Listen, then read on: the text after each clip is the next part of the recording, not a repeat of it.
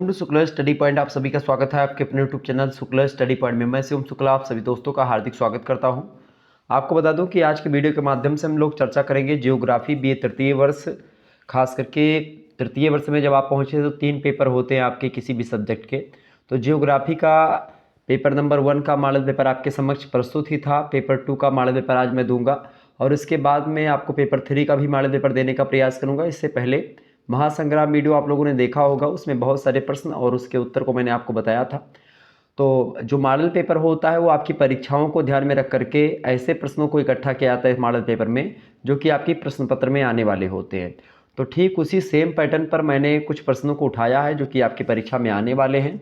तो उन्हीं प्रश्नों पर हम डिस्कशन करेंगे आज की वीडियो के माध्यम से। लगभग 10 अति लघु उत्तरीय प्रश्न और 10 से अधिक लघु उत्तरीय और 5 प्रश्न दीर्घ उत्तरीय टाइप के आपके प्रश्न में आते हैं, मतलब प्रश्न पत्र में, जिनमें से आपको 10 अति लघु उत्तरीय करने होते हैं, 5 लघु उत्तरीय करने होते हैं और 2 प्रश्न आपको दीर्घ उत्तरीय करने होते हैं और 100 नंबर का पूर्णांक होता है। और ख़ास करके और बात की जाए तो इसमें जियोग्राफी की अगर बात की तो जियोग्राफी में प्रैक्टिकल होता है, इसलिए 75 नंबर का ही पूर्णांक होगा, 100 नंबर का नहीं होगा, क्योंकि 25 नंबर आपका प्रैक्टिकल से मिलेगा। ठीक है, चले बीए तृतीय वर्ष में पेपर 2 खास करके जियोग्राफी के बारे में जानेंगे। इससे पहले पेपर 1 के बारे में मैं चर्चा कर चुका हूं। तो पेपर 2 का आपके नाम है पर्यावरणीय अध्ययन। क्या नाम है भैया? पर्यावरणीय अध्ययन इसका नाम है। तो इसके बारे में हम चर्चा करने का प्रयास करेंगे। इन्वायरमेंटल स्टडीज के बारे में विस्तार से जानेंगे, पर्यावरण अध्ययन के बारे में। और यहाँ से ऐसे ही प्रश्न आपकी परीक्षा में आएंगे। बात ध्यान रखेंगे, 100% यही प्रश्न आपकी परीक्षा में आने वाले हैं। तो इन प्रश्नों को बहुत ही ध्यान से देखिएगा। ठीक है, बीए तृतीय वर्ष 2023 की परीक्षाओं के लिए भूगोल द्वितीय प्रश्न पत्र पर्यावरणीय अध्ययन यानी इन्वायरमेंटल स्टडीज के बारे में चर्चा होनी है यहाँ पर। ओके, ये बात थोड़ा सा आप ध्यान रखिएगा। चले, इसके अलावा यहाँ पर और देख सकते हो सॉल्व मॉडल पेपर 2023 की परीक्षाओं के लिए मोस्ट इंपॉर्टेंट क्वेश्चंस आंसर्स इस वीडियो के माध्यम से हम चर्चा करेंगे। सभी प्रश्न आपको करने अनिवार्य हैं, ये बात यहाँ पर आप ध्यान रखेंगे। खंड आ से 50 शब्दों में आपको प्रश्नों के उत्तर को लिखना है, सभी प्रश्न करने हैं। तो इस प्रकार से जो अति लघु उत्तरीय प्रश्न होते हैं इनको लेकर के आपको 1.5 नंबर मिलता है जियोग्राफी में, और बाकी अदर सब्जेक्ट में आपको 2 नंबर मिलता है। चूँकि 1.5 नंबर इसलिए इसमें मिलता है चूँकि आपका प्रैक्टिकल वाला होता है, तो इसी में से काट करके, यानी 100 प्रश्न का होता है अगर प्रैक्टिकल ना होता तो। लेकिन चूँकि प्रैक्टिकल है इसीलिए आपको 75 नंबर का ही आपको पेपर देखने को मिलेगा। तो सबसे पहला प्रश्न आपसे बन सकता है एग्जाम में कि पर्यावरण क्या है, इसको परिभाषित कीजिए। पर्यावरण के बारे में आपसे प्रश्न पूछेगा, तो बहुत ही इंपॉर्टेंट तरीके से आपको पर्यावरण के बारे में बताना है। पर्यावरण क्या होता है ऐसे लिख करके छोड़ देगा, 50 शब्द आपको पर्यावरण के बारे में लिखना पड़ेगा। तो सबसे पहले पर्यावरण का आप अर्थ बताएंगे। पर्यावरण जो है आप लिखेंगे, बताएंगे, क्या बताओगे भाई कि पर्यावरण जो शब्द है ये 2 शब्दों से मिलकर के बना है। किससे किससे भाई? पहला शब्द है परि और दूसरा शब्द क्या है? आवरण। तो परि प्लस आवरण, इन 2 शब्दों से मिलकर के बना क्या है आपका? पर्यावरण। परि माने होता है परिता या चारों तरफ या चारों ओर से। आवरण माने होता है ढकना एक प्रकार से, ठीक है, या ढके हुए या आवृत कर लेना। मतलब कि पर्यावरण का सीधा सा मतलब होता है कि जो चारों ओर से हमको घेरे हुए है वही पर्यावरण है। अब प्रश्न यह उठता है कि कौन किसे घेरे हुए है या कौन किसे आवृत किए हुए है। तो इसका उत्तर ये है कि जो तमाम सारे जीवधारी हैं उन जीवधारियों को, अब जीवधारी में वनस्पतियां भी आपकी आ जाती हैं और ख़ास करके मनुष्य आ जाते हैं, जीव जंतु सब आ जाते हैं। ठीक है, तो ये जितनी भी जीवधारी एक प्रकार से चीज़ें हैं जिसमें सजीव चीज़ें जो खास करके बता रहा हूँ, तो सजीव चीज़ों को जो अजैविक या जो भौतिक पदार्थ हैं वो चौतरफा घेरे हुए हैं। अजैविक पदार्थों में जैसे आपका वायु हो गई, जल हो गया, मिट्टी है, तो ये सब चौतरफा हमको क्या है? घेरे हुए हैं। तो एक प्रकार से भौतिक या अजैविक जो घटक है वो घेरे रहते हैं किसको? जैविक घटकों को। तो उसको हम बोलते हैं पर्यावरण या पर्यावरण। ठीक है, ये बात ध्यान रखेंगे। तो इन्वायरमेंट बोलते हैं पर्यावरण को अंग्रेजी में। पर्यावरण की परिभाषा विद्वानों ने अलग अलग प्रकार से दी है। पर्यावरण की परिभाषा को देते हुए सीसी पार्क महोदय कहते हैं कि पर्यावरण का अर्थ उन दशाओं का योग होता है जो मनुष्य को क्या करते हैं? एक निश्चित समय में, निश्चित समय के मतलब एक निश्चित समय में निश्चित स्थान पर घेरे हुए रहती हैं। ठीक है, इसी प्रकार से वो कहते हैं टांसले महोदय कि पर्यावरण का अर्थ उन प्रभावकारी दशाओं के संपूर्ण योग से है जिसमें जीव रहते हैं। इसी प्रकार से रोसे कहते हैं कि पर्यावरण एक बाह्य शक्ति होती है जो क्या करती है? प्रभावित करती है हम लोगों को। डेविस कहते हैं कि मनुष्य के संबंध में पर्यावरण से अर्थ भूतल पर मनुष्यों के चारों ओर जो फैले तमाम प्रकार के भौतिक रूप हैं उन्हीं से होता है, और खास करके जो भौतिक रूप है वो निरंतर यानी लगातार परिवर्तित भी होता रहता है। यह बात भी डेविस कहते हैं। तो पर्यावरण यही हो। पर्यावरण की बात की तो पर्यावरण में एक प्रकार से आपको बता दूं जैविक और अजैविक दो घटक होते हैं, ठीक है। तो जो जैविक घटक होते हैं वो एक प्रकार से जो जीव होते हैं वो जैविक घटक है, जो सजीव चीज़ें वो जैविक घटक में आते हैं, और जो अजैविक घटक होते हैं उसमें जितने भी एक प्रकार से अजीविकीय प्राणी हैं वो सब आ जाते हैं, ठीक है। ये आप ध्यान रखिएगा थोड़ा सा। तो ये होगा आपका पर्यावरण के संदर्भ में कुछ बातें जो कि मैंने आपको बताई।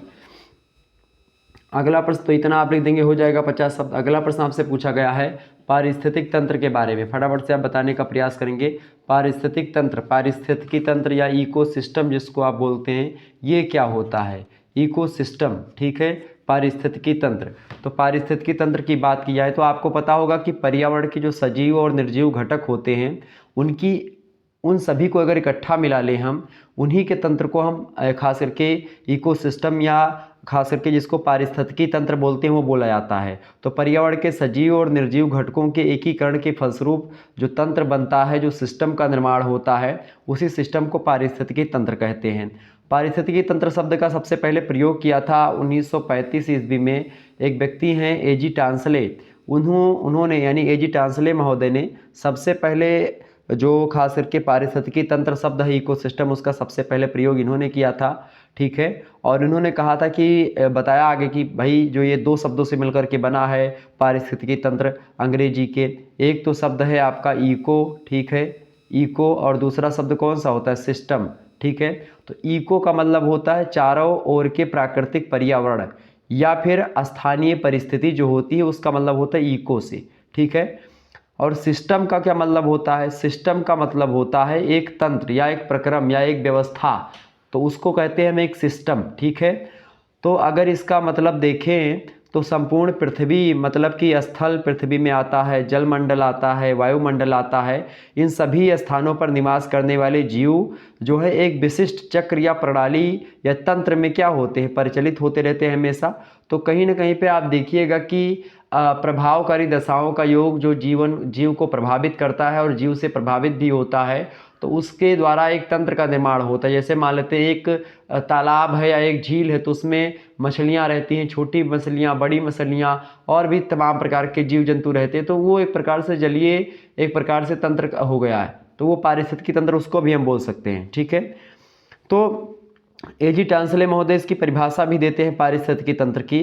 कहते हैं कि पारिस्थितिकी तंत्र जैविक और अजैविक पदार्थों की परस्पर प्राकृतिक क्रिया होती है, और इस क्रिया में क्या होता है? जैव पदार्थ जो होता है यानी जो जीवित पदार्थ है वो अजैव पदार्थ यानी जो अजीवित पदार्थ है उसके साथ क्या करता है? पर्यावरण के संपूर्ण कारक सम्मिलित होते हैं जो एक अंतर क्रियात्मक या अंतः क्रियात्मक संबंधों से क्या होते हैं? जुड़े हुए होते हैं।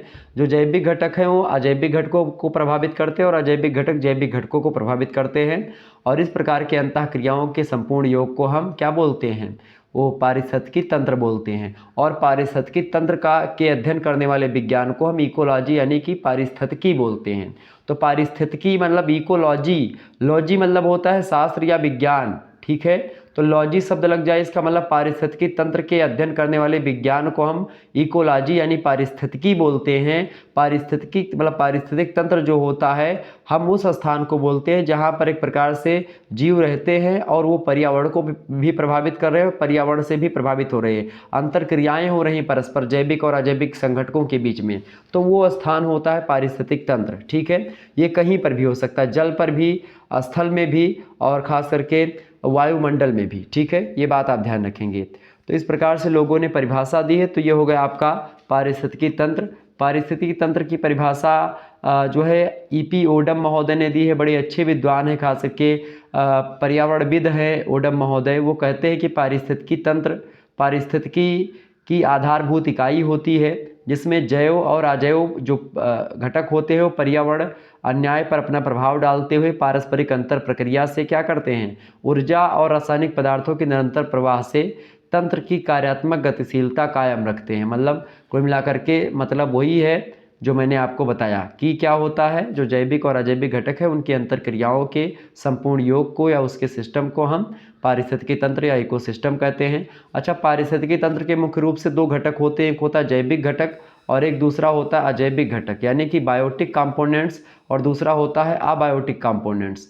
तो जो जैविक घटक यानी जो बायोटिक जो है बायोटिक जो कंपोनेंट्स होते हैं, जैविक घटक, उनमें भी दो भाग होते हैं, एक तो परिभाषिक घटक है, एक कार्यात्मक घटक है। जो परिभाषिक घटक है इसके भी दो भाग हैं, स्वपोषित घटक और परपोषित घटक। स्वपोषित घटक का मतलब ये होता है कि जो अपना भोजन स्वयं निर्माण बनाते हैं, और परपोषित घटक का मतलब होता है जो अपने भोजन के लिए दूसरों पर निर्भर रहते हैं, जैसे कि जो वनस्पतियाँ होती हैं, पेड़ पौधे होते हैं, अपना भोजन स्वयं बनाते हैं। और जो परपोषित घटक है वो खास करके जैसे जंतु जीव हो गए, मनुष्य हो गए, ये सब परपोषी प्राणी में आते हैं। और हम लोग पौधों पर, जैसे गेहूँ चावल क्या है, सब पौधे ही हैं, इन पर हम क्या हैं, डिपेंडेंट हैं। ठीक है।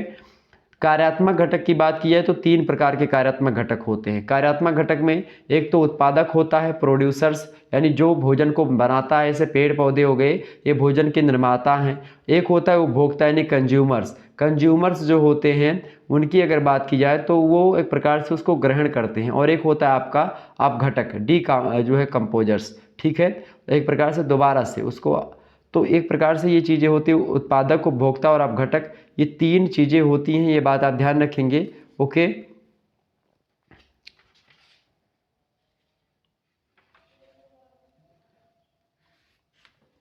समझ में आ रही चीज़ें। तो अपघटनकर्ता जो होते हैं वो अपना भोजन प्राथमिक और मतलब प्राथमिक जो उत्पादक होते हैं, और उपभोक्ता होते हैं उनकी मृत्यु के बाद में उनको उनके विघटित करके उनके निर्मित साधारण पदार्थों से प्राप्त करते हैं। और इस प्रक्रिया में जटिल कार्बनिक पदार्थ जो होते हैं टूट टूट करके नाइट्रोजन, कार्बन डाइऑक्साइड और लवण, फास्फोरस, कैल्शियम, इन तत्वों में जब बट जाते हैं, फिर उसके बाद में उसको ग्रहण करते हैं। ये पदार्थ जो होते हैं, जो अपघटक पदार्थ होते हैं, वो वायुमंडल और पृथ्वी में मुक्त होते रहते हैं, और ख़ास करके पौधे इन्हें पुनः ग्रहण कर लेते हैं, तो वो अपघटक होते हैं। ठीक है। और ख़ास करके आप देखते हैं जो व्यक्ति मर गया है, फिर कोई जो है चीज़ मृत हो गया, मृतोपजीवी कवक और जीवाणु भी इसके अंतर्गत आ जाते हैं। ठीक है। तो ये दोबारा से भी अपघटन कर लिए जाते हैं, तो वो एक चक्र के रूप में चलता रहता है। तो ये होता है अपघटन। ठीक है। तो ये तीन चीज़ें मैंने आपको बता दी। अब उपभोक्ता भी एक प्रकार से तीन प्रकार के होते हैं। एक होता है प्राथमिक उपभोक्ता यानी प्राइमरी कंज्यूमर्स, एक होते हैं आपके गौण या द्वितीयक उपभोक्ता। और प्राथमिक उपभोक्ता में नाम आता है जैसे कि बकरी का नाम हो गया। ठीक है। जो एक शाकाहारी होते हैं प्राथमिक उपभोक्ता होते हैं। द्वितीयक उपभोक्ता में आते हैं जैसे कि मनुष्य द्वितीयक उपभोक्ता में भी आ सकता है, और तृतीयक उपभोक्ता में भी मनुष्य आता है। ठीक है। मनुष्य क्या है, सर्वाहारी, तो द्वितीयक उपभोक्ता आप रख लीजिएगा। मांसाहारी भी है। ठीक है। द्वितीयक में आते हैं कि जो एक प्रकार से जैसे बकरी है, तो बकरी को जो खाते हैं जैसे कि मनुष्य हो गया, तो द्वितीयक उपभोक्ता में आ गया। जैसे मान लेते हैं यहाँ पर मेढक है प्राथमिक उपभोक्ता, और मतलब कीड़ा प्राथमिक उपभोक्ता है, और द्वितीयक उपभोक्ता आपका मेढक हो गया। ठीक है। और चूंकि मेढक कीड़े को खाता है, और मेढक को कौन खा लेता है, सांप खा लेता है, तो सांप हो गया तृतीयक उपभोक्ता। ठीक है। तो एक प्रकार से तीन ये उपभोक्ता होते हैं। अजैविक घटकों में तो कुछ भौतिक यानी जलवायु वाले तत्व होते हैं, जैसे कि प्रकाश हो गया। ठीक है। हवा हो गई, तापमान हो गया। ठीक है। वर्षा हो गई, बिजली का चमकना जो हो गया, ये सब क्या है, ये सब अजैविक घटक के भौतिक वाले तत्व है। एक अकार्बनिक पदार्थ कुछ होते हैं जैसे कि कैल्शियम, कार्बन डाइऑक्साइड, मतलब कार्बन, हाइड्रोजन, सल्फर, नाइट्रोजन और तमाम सारी गैसें जो हैं वो सब अकार्बनिक एक प्रकार से घटक मानी जाती, खास करके अजैविक घटक है। और कार्बनिक पदार्थों में protein, carbohydrates, lipids, urea, humus, तो ये सब एक प्रकार से ये सब अजैविक घटकों की श्रेणी में आते हैं। तो इनसे क्या बनता है, पारिस्थितिकी तंत्र का निर्माण होता है। तो इस प्रकार से आपने पारिस्थितिकी तंत्र के बारे में खूब विस्तार से मैंने आपको बता दिया। निश्चित तौर पर एक भी प्रश्न आपका इससे छूटने वाला नहीं है। आगे बढ़ते हैं अगले प्रश्न की ओर। अगला प्रश्न आपका आ चुका है, मानव और पर्यावरण के अंतर संबंधों के कालिक पक्ष का एक प्रकार से बताइए। कालिक पक्ष के बारे में, कालिक मतलब होता है समय वाला पक्ष। ठीक है।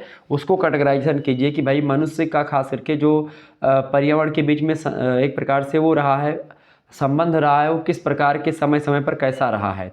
तो खास करके आप देखिएगा, मनुष्य तथा पर्यावरण के बीच में लगातार संबंध जो रहे हैं वो बदलते रहे हैं, और ऐतिहासिक परिवेश में अगर उसका हम अध्ययन करते हैं तो उसका एक अपना महत्व भी होता है।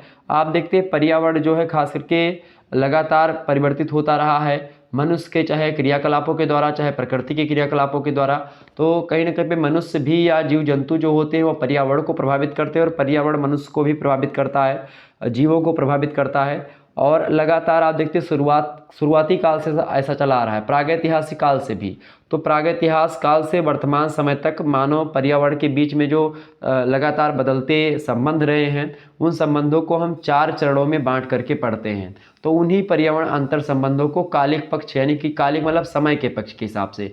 तो सबसे पहला जो युग रहा है मनुष्य और पर्यावरण के बीच का संबंध का, वो रहा आखेट और भोजन संग्रह काल। तो जब मनुष्य खास करके आखेट यानी शिकार किया करता था, भोजन के लिए शिकार करता था, पशुओं को मार करके खाता था और भोजन को इकट्ठा करता था। तो एक प्रकार से ये भोजन इकट्ठा करने का एक प्रकार से, या भोजन की खोज करना, मनुष्य का शिकार करके उनको खाना, तो वो हो गया आपका पहला समय, जब मनुष्य और पर्यावरण का संबंध कुछ इस प्रकार से था। दूसरा समय आता है जब मनुष्य पशुपालन करना सीख जाता है और पशुओं को चराना भी सीख जाता है। तो वो पशुओं से दूध वगैरह दूह करके खाने पीने लगता है, और इस प्रकार से तो पर्यावरण और मनुष्य के बीच में संबंध स्थापित हुआ। तीसरा जो युग आता है वो आता है पौधपालन और कृषि काल। मनुष्य को अब कृषि करना आ गया था, वो पौधों का रोपण करने लगा था, वो एक प्रकार से खेती करना प्रारंभ कर दिया था। तो अब अनाज वगैरह वो खाने लगा, और इस प्रकार से मनुष्य और प्रकृति का संबंध इस प्रकार से कुछ बना। और आज का जो दौर है आपको पता होगा, विज्ञान, प्रौद्योगिकी और औद्योगिकरण का काल रहा है। टेक्नोलॉजी जिस तरीके से बढ़ रही है, लगातार लग रहा है कि पर्यावरण पर हावी हो रही है दिन प्रतिदिन। तो ये सब कहीं ना कहीं पे पर्यावरण परिवर्तन के या जलवायु परिवर्तन के एक कहीं ना कहीं पे कारण के रूप में और विध्वंसक कारक के रूप में आगे चल करके जो है आएंगे। आप देखते ही कोरोना जैसी बीमारियां इन्हीं सब का कारण रही हैं। तो ये एक प्रकार से ये मानव और पर्यावरण के अंतर संबंधों के कालिक पक्ष के 4 एक प्रकार से जो काल हैं उसके बारे में मैंने आपको बताया, 4 समय। ठीक है, कौन कौन से? आखेट एवं भोजन संग्रह काल, पशुपालन एवं पशुचारण काल, पौधपालन एवं कृषि काल, और विज्ञान, प्रौद्योगिकी और औद्योगिकरण का काल। ठीक है, आगे बढ़ते हैं। अगला प्रश्न आपका आ चुका है, सभी लोग देखने का प्रयास करेंगे। अगला प्रश्न है, बहुत ही इंपॉर्टेंट प्रश्न है। प्रश्न बढ़िया है आपका, वन विनाश को लेकर के प्रश्न। वन विनाश के प्रमुख कारकों का उल्लेख कीजिए। बहुत ही महत्वपूर्ण प्रश्न है। पर्यावरण अवनयन के अंतर्गत आता है वन विनाश। तो पर्यावरण अवनयन के बारे में आपसे पूछेगा। पर्यावरण अवनयन का मतलब होता है कि पर्यावरण की जो क्वालिटी है, जो पर्यावरण की उच्चता है, वो निम्नता में बदल जाए। अर्थात जो पर्यावरण की क्वालिटी है, वो क्वालिटी धीरे धीरे कम होने लगी। जैसे वायु की गुणवत्ता में कमी आ जाए, ठीक है, वायु की क्वालिटी में कमी आ जाए, जल शुद्ध ना रह जाए, जल की क्वालिटी में कमी आ जाए। ठीक है, इसके अलावा वायुमंडल में तमाम प्रकार की जो हवाएं हैं, तमाम प्रकार का जो शोर शराबा हो रहा है, नॉइस पोल्यूशन, वायु प्रदूषण, यानी कि ध्वनि प्रदूषण, वायु प्रदूषण, जल प्रदूषण और ठोस अपशिष्ट प्रदूषण आप देखते रहे। आजकल तो कचरा वगैरह जो मोबाइल फ़ोन्स के इलेक्ट्रॉनिक कचरा हो गया, या तो ये सब एक प्रकार से जो बोतल वगैरह आप फेंकते हैं, ठोस कार्बन उसी को बोलते हैं, मतलब कि ठोस अपशिष्ट बोलते हैं, ठोस अपशिष्ट वाला, यानी जो ख़त्म नहीं होते हैं जलने से भी, तो ठोस मात्रा में पड़े रहते हैं, जिससे मृदा प्रदूषण भी फैलता है और कई प्रकार के नाना प्रकार के प्रदूषण उसमें शामिल हो जाते हैं। तो कई प्रकार की चीज़ें होती, तो ये पर्यावरण अवनयन के ही कारण है। और पर्यावरण के अवनयन के कारण में एक होता है वन विनाश। तो वन विनाश के क्या कारण हो सकते हैं, प्रश्न आपसे पूछा जा रहा है। तो वन विनाश की बात की जाए तो मानव की विकास यात्रा का परिणाम रहा है वन विनाश। और आप देखते हैं जैसे जैसे मनुष्य अपना विकास करता है, तो वन को काट करके वहाँ पर खेती चाहे करना प्रारंभ कर देता है, चाहे घर बनाता है पेड़ पौधों को काट करके, और कई प्रकार की गतिविधियाँ करता है। तो सबसे पहली बात, वन विनाश का कारण क्या है? पहला कारण है वन भूमि का, कृषि भूमि में लगातार परिवर्तन हो रहा है। लोग जंगल की कटाई करके वहाँ पर खेती करना शुरू कर रहे हैं। तो इसके कारण से क्या हो रहा है कि एक प्रकार से वन का विनाश हो रहा है। दूसरा कारण है स्थानांतरी या झूमिंग कृषि। आपको बता दूं, स्थानांतरी या झूमिंग कृषि उस प्रकार की कृषि होती है, आप जैसे कि जनजाति लोग जो होते हैं, जंगल में जो रहते हैं, वो क्या करते हैं, काटो और जलाओ कृषि के नाम से इस कृषि को जानते हैं, झूमिंग कृषि के नाम से। स्थानांतरणशील कृषि या स्थानांतरी कृषि क्यों इसको कहते हैं? क्योंकि इसका स्थान परिवर्तित होता रहता है। मैं आपको बता दूं कृषि ये कैसी होती है। जैसे जो जनजातीय लोग होते हैं, वो क्या करते हैं, पहले पेड़ों को काट देते हैं, जंगल के जितने पेड़ होते हैं उनको काटते हैं, फिर उसके बाद में आग लगा देते हैं झाड़ी में। तो जो एक प्रकार से झाड़ियाँ होती हैं सब जल जाती हैं आग में, और जो जड़ वगैरह होती है सब कुछ जल करके उसमें राख हो जाता है। फिर उस पर क्या करते हैं, खेती करते हैं।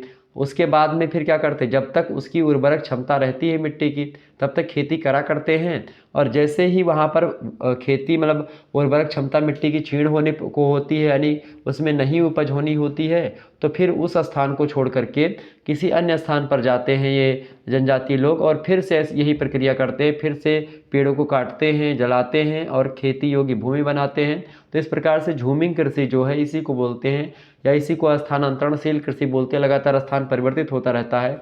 इसको काटो और जलाओ कृषि भी बोलते हैं, चूँकि ये जंगल को काट करके फिर जला करके फिर उसको साफ करके कृषि की जाती है।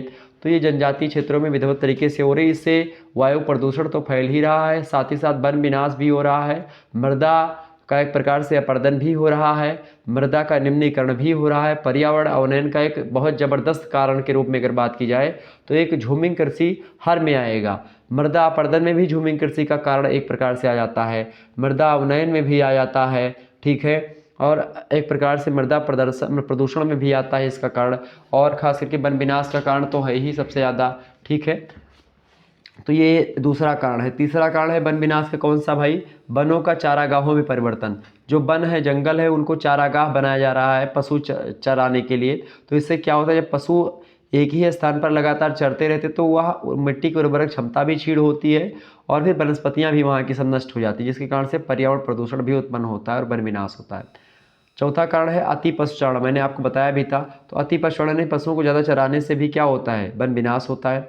पांचवा कारण होता है जो है, अगर कहीं पर कोई निर्माण कार्य हो रहा है, जैसे कि रोड बन रही जंगल के बीच से जा रही है, या एक प्रकार से कोई जैसे कि परियोजना, कोई नदी बांध परियोजना, नदी जोड़ो परियोजना, या कई प्रकार की परियोजना आ गई, तो उस पर अगर बांध वगैरह बनाना हुआ या वहीं पर कोई चीज़ बनाना हुआ, रोड बनती है, रेलवे लाइन बनती है, ठीक है, तो उसके कारण से वन विनाश बहुत ज़्यादा होते हैं। तो ये भी एक कारण है। छठवां कारण आप लिख सकते हो, वनों में जब आग लग जाती है, गर्मियों वगैरह में आप देखते हैं आंधी वगैरह चलती है, तो इससे क्या हो जाती है, लकड़ियाँ जब आपस में रगड़ती हैं तो आग लग जाती है, तो इससे भी जंगल साफ हो जाते हैं जल करके। तो ये भी वन विनाश का एक कारण है। सातवां कारण आप लिख सकते हो, लकड़ी ईंधन खास करके और भी तमाम सारे उपयोग के लिए लोग वनों को काटते हैं, वन विनाश होता है। हमारे बगल में ही एक जंगल है, आपको बता दो, टिकरी जंगल पड़ता है। टिकरी के आसपास इधर जो है मनकापुर जब आप जाएंगे तो वहीं पर एक जंगल पड़ता है, रास्ते में ही मैं कई बार गया हूँ, हमारा घर भी इधर ही पड़ता है। तो वहाँ पर जंगल है, तो कहीं ना कहीं पे मैं देखा हूँ जंगल में, तो एक प्रकार से बढ़िया अच्छा लगता है। जब आप उसमें जाएंगे तो आपको लगेगा कि भाई कितने अच्छे वातावरण में मैं घूम रहा हूँ, जा रहा हूँ। और कभी बारिश हो जाए, बारिश होने के बाद अगर आप जाएंगे तो एकदम से मज़ा आ जाएगा कभी उसको घूमने में, ठीक है। तो कई सारे कारण है, और भी तमाम सारे कारण है। कभी कभी मान लेते जंगल में खनिज संपदा कहीं पर पता चल गई, तो उसके कारण से क्या होता है, लोग उसकी खुदाई करते जंगल की, तो सरकारें करवाती हैं उसके अंदर, फिर तो भी वन विनाश होता है। और तमाम प्रकार की नदी घाटी परियोजनाओं के माध्यम से वन विनाश होता है। और इसके अलावा तमाम प्रकार के कारक और भी हो सकते हैं जिसके कारण से वन विनाश होता है। अब आइए थोड़ा सा आगे चलते और भी चीज़ों को जानने का प्रयास करते। बहुत ही इंपॉर्टेंट ये प्रश्न था आपके लिए परीक्षा की दृष्टि से, इसलिए मैंने इसको बहुत विस्तार से बताया। अगला प्रश्न आपके स्क्रीन पर आ चुका है, मरुस्थल का अर्थ बताइए। मरुस्थल, मरु मतलब क्या होता है, मरी हुई। स्थल माने क्या होता है, जमीन जायदाद। ऐसी जमीन जायदाद जो कि मरु है, यानी कि मर गई है, या जिसकी उर्वरक क्षमता क्षीण हो गई है, उसे कहते हैं मरुस्थल, ठीक है। और इसी प्रक्रिया को मरुस्थलीकरण कहते हैं। क्लियर, समझ में आ रहा है? यानी कि मिट्टी की उर्वरक क्षमता जो है वो क्षीण हो जाए तो उसी को मरुस्थल बोलते हैं, ठीक है।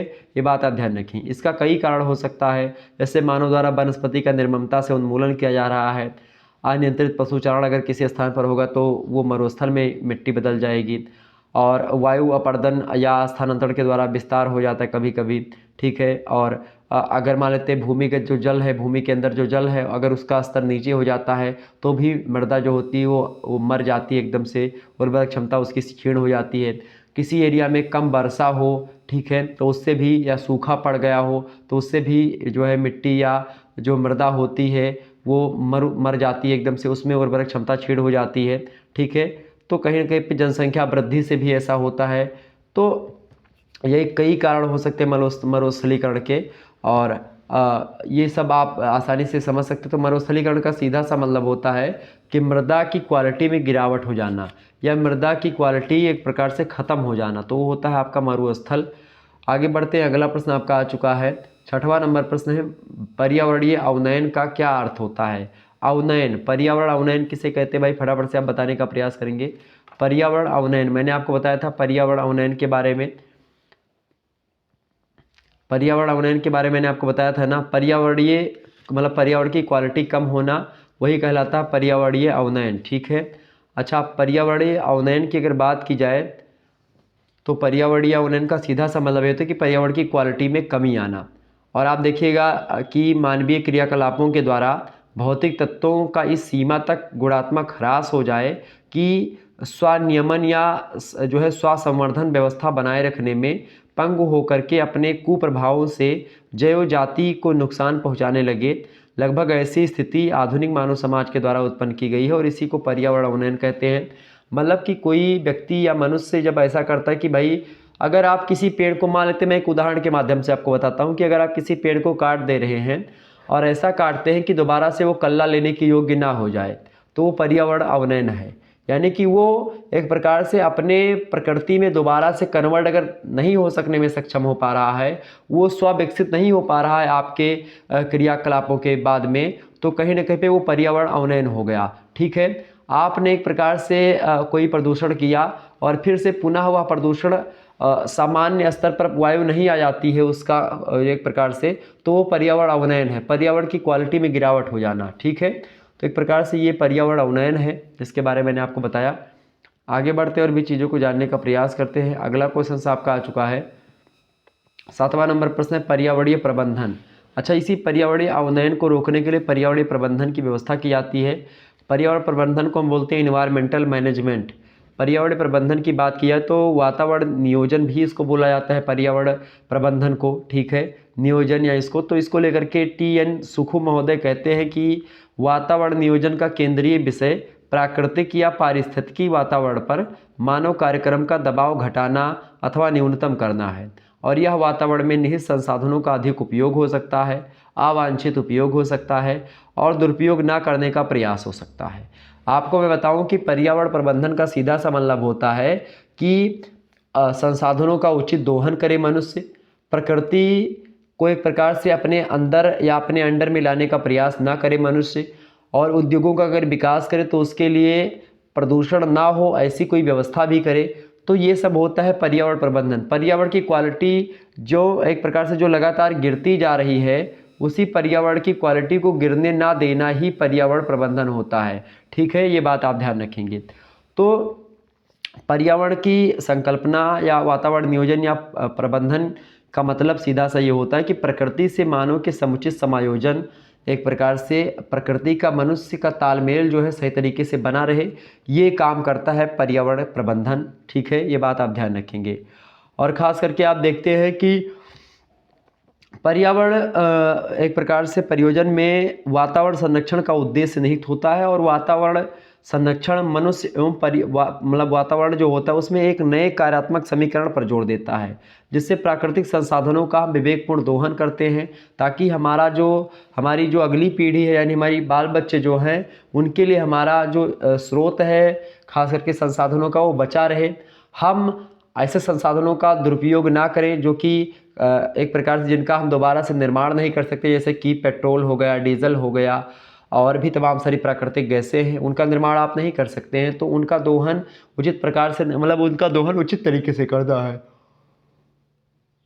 ठीक है, अनुचित तरीके से नहीं करना, ताकि हमारी जो भावी पीढ़ियां हैं, जो आने वाली पीढ़ियां हैं, उनके लिए वो धन संपदा बची रहे और वह भी एक प्रकार से उनका उपयोग करें। इसका मतलब मैं ये नहीं कह रहा हूँ कि आप उपयोग ही ना करो, लेकिन अगर आपके पास 20 रुपया है तो 10 रुपया खर्च कर लो आप, और 10 रुपया अपने बच्चे के लिए बचा करके रख लो, ताकि आने वाले समय में वह भी एक प्रकार से जाने कि भाई हमारे पिताजी ने हमारे लिए कुछ करके मतलब गए हैं। हालांकि आध्यात्मिक दृष्टि से देखेंगे तो एक कहा जाता है कि पूत कपूत तो का धन संचय, पूत सपूत तो का धन संचय, अर्थात इसका मतलब ये है कि पूत सपूत तो का धन संचय। अगर पुत्र आपका सुपुत्र है, सपूत माने होता है सुपुत्र होना, सुपुत्र का मतलब होता है सुंदर पुत्र। सुंदर पुत्र का तात्पर्य यहाँ पर उसके गढ़न पात और उसकी आंखें और उसके एक प्रकार से मुखौटे से नहीं होता है। सुंदर का तात्पर्य यहाँ पर इससे है कि वह लड़का अच्छा कमाता हो, एक प्रकार से ख्याल रखता हो सभी का, मतलब अगर वो सुपुत्र है, सुपुत्र मतलब कि अच्छा है, उसके विचार ठीक हैं, वो काम करने योग्य है, वो कमा सकता है, तो कहीं ना कहीं पे अगर वो कमाने योग्य है, उसके संस्कार अच्छे हैं, उसकी संस्कृति अच्छी है, तो वो क्या कर लेगा, वो कमा खा लेगा। तो उसके लिए धन इकट्ठा करने की आवश्यकता नहीं है किसी पिता को।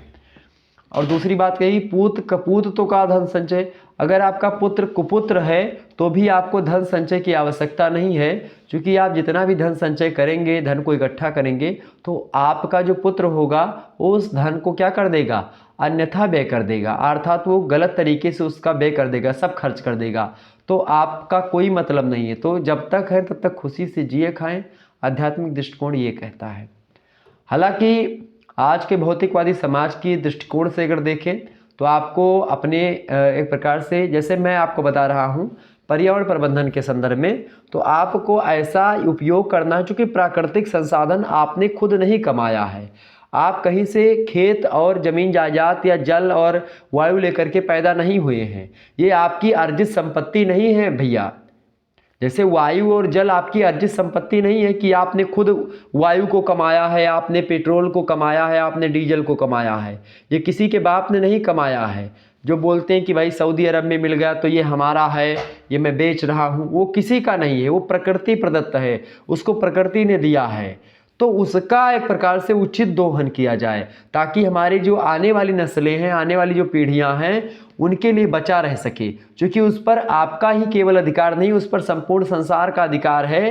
हालांकि उस विशेष राजनीतिक क्षेत्र में, भौगोलिक क्षेत्र में वो निकला, इसीलिए उसका राजनीतिक हस्तक्षेप वहाँ पर है, लेकिन राजनीतिक हस्तक्षेप का मतलब यह नहीं है कि उसका दोहन वो एक प्रकार से ऐसा कर ले कि जो है आने वाले पीढ़ियों के लिए कुछ बचे ही ना। तो उचित तरीके से दोहन, इसी को संतृप्त विकास या सतत विकास भी बोलते हैं, इसी प्रक्रिया को, ठीक है।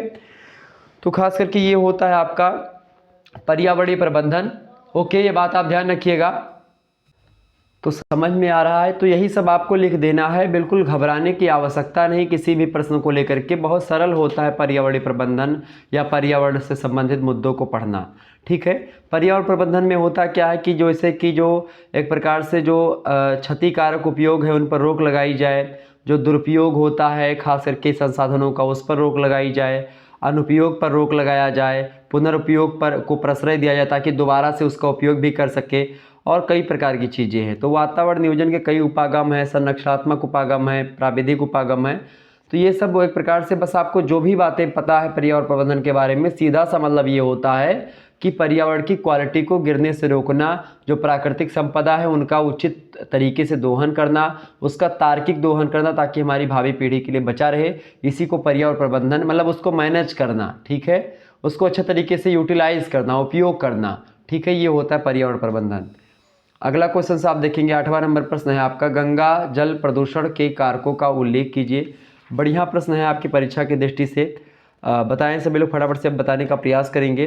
पर्यावरण से प्रश्न क्या पूछा गया कि गंगा जल प्रदूषण के बारे में आप बताएं, तो गंगा जल प्रदूषण के बारे में बताने का प्रयास करेंगे, फटाफट से आप बताएंगे।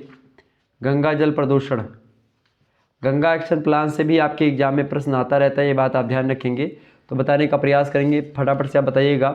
प्रश्न आपका है गंगा जल प्रदूषण को लेकर के, प्रश्न क्या पूछा गया है कि गंगा जल प्रदूषण के कारकों का उल्लेख कीजिए। गंगा जल में प्रदूषण क्यों एक प्रकार से आप देखते हैं, उसका क्या कारण रहा है, इसके बारे में आप बताने का प्रयास करेंगे।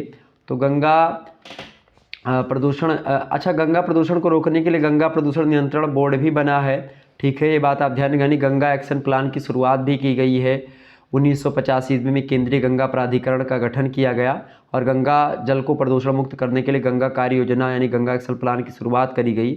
ओके, ये बात भी आप ध्यान रखेंगे। तो गंगा कार्य योजना बहुत फेमस है, आपकी परीक्षा में यहाँ से प्रश्न बहुत अधिक मात्रा में आता है, ये बात ध्यान रखेंगे। तो हुआ करता था कि गंगा जो नदी है ये खास करके आपको पता होगा हरिद्वार, बिजनौर, फर्रुखाबाद, कानपुर, इलाहाबाद, बनारस, गाजीपुर और बलिया, छपरा, पटना, बरौनी, मुंगेर, इन सभी शहर जो है ये सब किनारे बसे हुए गंगा नदी के। तो इन सभी शहरों से जो खास करके जो तमाम प्रकार के नाले होते हैं, शहरों के जो नाले होते हैं वो गंगा नदी में ही प्रवाहित करवा दिए जाते हैं। अच्छा, गंगा नदी जो है वो हिंदू धर्म की एक प्रकार सबसे पवित्र नदी है। गंगा में स्नान करने का मतलब है कि एक प्रकार से आपके पापों को धुलने वाली नदी है, ठीक है। तो कहीं ना कहीं पे उस नदी में जब इस प्रकार के कृत्य किए जाते हैं तो गंगा नदी का जल जो है पहले खराब ही नहीं होता था। आप बरसों रखे रहो, गंगा नदी का जल खराब नहीं होता था, लेकिन अब इतना गंदगी हो चुकी थी उसमें कि अब खराब होने लगा था उसका जल, ठीक है। क्योंकि क्या था कि भाई जो उसमें गंगा जल को एक प्रकार से जो प्लैंकटन था, गंगा जल में जो बैक्टीरिया रहता था, बैक्टीरियोफेज, वो क्या करता था, वो एक प्रकार से जो वायरस हुआ करता था पानी के, उस वायरस को खा जाते थे। तो खास करके अब वो उनको जो बैक्टीरिया थे, बैक्टीरियोफेज, उनको मछलियों ने खा लिया, तो अब उसका पानी भी एक प्रकार से मैला होने लगा। तो इस प्रकार से प्रदूषण इतना ज़्यादा बढ़ गया है कि आपको क्या बताया जाए। आप देखते हैं लगातार जो वाहित मल होते हैं वो लगातार अवशिष्ट जो मतलब अपशिष्ट जो पदार्थ होते हैं पूरे के पूरे शहरों के, चाहे बात हर एक शहर के किनारे नदी जब बसी, नदी जो है अधिकतर आप देखते हैं उसके किनारे शहर बसे होते हैं। नदियों के किनारे लोगों का जमावड़ा अधिक होता है, पर जनसंख्या ज़्यादा होती है नदियों के किनारे, तो इसी कारण से क्या होता है, प्रदूषण भी नदियों में ज़्यादा होता है। तो वहाँ पर नाले होते हैं, हर घर के नाले और जो एक प्रकार से जो हर एक चीज़ें होती है वो कहीं ना कहीं पे उसी ओर प्रवाहित कर दी जाती है। तो इससे क्या होता है कि नदियाँ एक प्रकार से प्रदूषित हो जाती हैं और भी तमाम प्रकार की चीज़ें होती है। और जो औद्योगिक अपशिष्ट होते हैं, चूँकि शहरों में तमाम प्रकार के उद्योग भी स्थापित होते हैं, तो उद्योगों से जो एक प्रकार से जो अपशिष्ट पदार्थ निकलते हैं, जो मलबे निकलते हैं, वह भी कहीं ना कहीं पे गंगा जल में ही एक प्रकार से प्रवाहित करवा दिए जाते हैं। जो शहर इनके किनारे बसे, बिजनौर, फर्रुखाबाद, कानपुर वगैरह आप देखते हैं, कानपुर में बहुत ज़्यादा ऐसी स्थिति है। तो यही सब होता है गंगा प्रदूषण के कारक, जिसके बारे में आपको मैंने बताया, ठीक है। ये बात आप ध्यान रखेंगे। तो इसको लेकर के कई प्रकार की योजना बनाई गई है। आप देखते हैं हरिद्वार वगैरह में तो गंगा नदी एक प्रकार से बहुत स्वच्छ है और बड़ी अच्छी लगती है, आप देखेंगे कभी जा करके, तो बड़ा अच्छा है। तो गंगा प्रदूषण को प्रश्न क्या है कि उसके कारकों का उल्लेख कीजिए। तो आप कई कारक है। पहला कारण तो यही कि नदी तटों पर स्थित जो नगर हैं, जो कस्बे हैं, उनका कचरा और जो मल होता है वो जल का खास करके जल में मिल जाता है, नदी के जल में, तो इसी कारण से उसका विसर्जन भी लोग कर देते हैं कभी कभी, आप देखते हैं। दूसरा कारण है कि कारखानों से जो पदार्थ निकलता है वो, ठीक है, रसायन तमाम सारे धात्विक सामग्री निकलती हैं, वो भी नदियों में ही प्रवाहित करवा दी जाती है। तीसरा कारण ये हो सकता है कि भाई पशुओं और वनस्पतियों और मनुष्य शरीर का जो अवशेष होता है मृत, वो भी कहीं ना कहीं पे बहा दिया जाता है कभी कभी गंगा नदी में या अन्य नदियों में, तो ये भी एक प्रकार से प्रदूषण का कारण है। चौथा कारण है कि कृषि कार्यों में प्रयुक्त जो तमाम प्रकार के रासायनिक उर्वरक होते हैं, तो ये क्या होता है कि जब कभी कभी बाढ़ आती नदियों में, वर्षा ज़्यादा होती है, तो इससे नदियों में एक प्रकार से जो मिट्टी में जो यूरिया, डाई, अमोनियम सल्फेट, आप तमाम प्रकार के जो प्रोडक्ट डालते हैं या सब्जी खेती करते हैं, तमाम प्रकार की जो कीटनाशक दवाएं डालते हैं, तो वो सब मिट्टी में चूँकि रहती हैं, तो वो सब वर्षा से, उससे वर्षा के पानी में मिल जाती है, उससे क्रिया करके, और वो सब पानी नदी में चला जाता है। तो इससे पूरा जल क्या होता है, प्रवाह मतलब कि प्रदूषित हो जाता है और गंगा जल में जीवों का नाश हो रहा है। तो ऐसे एक प्रकार से प्रदूषण बढ़ रहा है। इसके अलावा आप देखते हैं बहुत सारे लोग नदियों में नहाते हैं, पशुओं को नहवाते हैं उसी में, ठीक है, नदियों में, और उसमें साबुन लगा करके नहाते हैं, शैम्पू से नहाते हैं, तमाम प्रकार की चीज़ों का प्रयोग करते हैं, डिटर्जेंट पाउडर का प्रयोग करते हैं। तो इसके कारण से क्या होता है, लोग कपड़े धुलते कहीं कहीं पर घाटों पर, तो वो सब बहुत बेकार चीज़ है कहीं ना कहीं पे। नदियों में कभी भी एक प्रकार से ऐसा नहीं करना चाहिए। स्नान ठीक है, लेकिन जल में स्नान करने का मतलब ये नहीं कि आप नदी में स्नान करें तो शैम्पू और जो है साबुन लगा करके स्नान करें। इससे क्या होता है कि प्रवाह जो नदी होती है उसका जल गंदा हो जाता है, ठीक है। तो ये हो गया इसके बारे में। अगला प्रश्न आपका है सतत पोषणीय विकास के उद्देश्यों को बताइए। बढ़िया प्रश्न है आपकी परीक्षा की दृष्टि से। अच्छा, ये जो मैं प्रश्नों के उत्तर बता रहा हूँ ये दीर्घ उत्तर टाइप के प्रश्नों के बारे में बता रहा हूँ, आप आसानी समझ सकते हैं इसको, ठीक है। प्रश्न आपका क्या है भाई, फटाफट से आप बताने का प्रयास करेंगे। प्रश्न आपका आ चुका है। प्रश्न क्या है, प्रश्न है आपका संतृप्त विकास या सतत विकास। इसी को संतृप्त विकास बोलते हैं या इसी को सतत विकास भी बोलते हैं। बात ध्यान रखें, सस्टेनेबल डेवलपमेंट। तो इसके क्या उद्देश्य हैं ये आपसे पूछा गया है। बहुत ही बढ़िया प्रश्न है।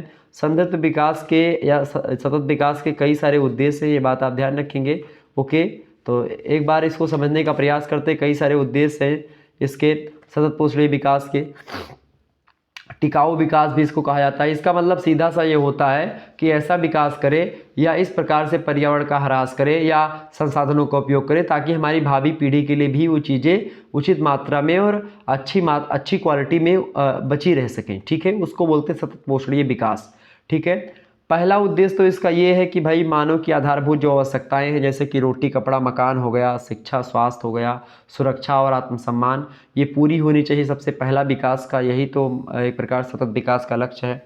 दूसरा उद्देश्य इसका ये है कि विकास इस प्रकार से होना चाहिए कि पारिस्थितिकी तंत्र या पारिस्थितिकी जो संतुलन है वो बना रहे, पर्यावरण की पवित्रता पर न्यूनतम प्रतिकूल प्रभाव पड़े। ठीक है, ज़्यादातर अनुकूल प्रभाव एक प्रकार से पड़े, ऐसा करना चाहिए लोगों को। तीसरी बात है कि विश्व के सभी देशों और व्यक्तियों को उपर्युक्त उद्देश्यों की प्राप्ति के लिए मिल करके काम करना चाहिए।